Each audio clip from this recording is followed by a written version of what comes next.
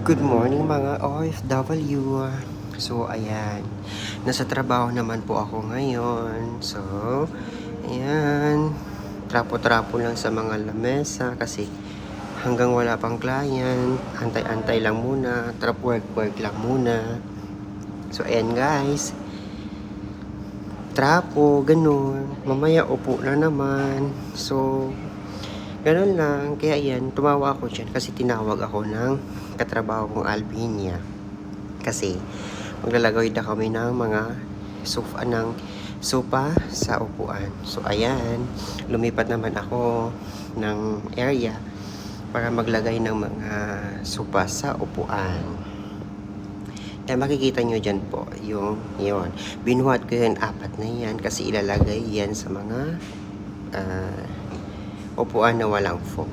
Kasi umulan, kaya kinuha nila yung kagabi. Anong oras ba yung umulan kanina? Alas 4 ng madaling araw.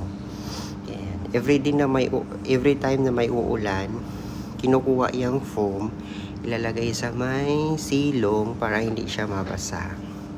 Kaya ayan, ibabalik na naman namin. Saka kukunin na naman pag may ulan.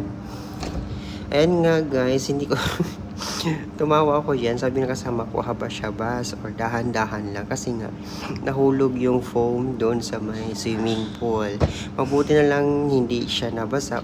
Nabasa siya, konti lang naman. So, ayan. Nilagay ko pa din kasi nga, mabibilad naman din siya ng araw or init. Kaya iyon, sabi niya kasama ko, habas-habas. Tapos biglang tumawa.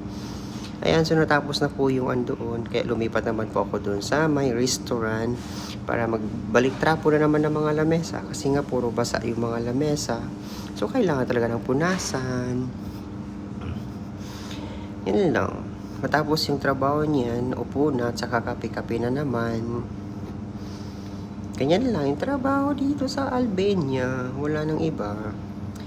Trabaho dito is parang rotation na lang. Pabalik-balik. Ganon. Paupo-upo. Kasi ngayon is winter na. Medyo wala ng client sa hotel namin. Kaya magantay na lang kami ng client kung may kakain, kung may order, ganon. Kasi winter na nga dito. Ang winter dito is 6 months. Start of December, January, February. But ngayon is autumns pa lang kasi. Pero ngayon, sobrang lamig na po kasi ngayon, November naman. Bare months na, kaya ito lang. Salamat sa inyo mga ka-OFW. Bye-bye!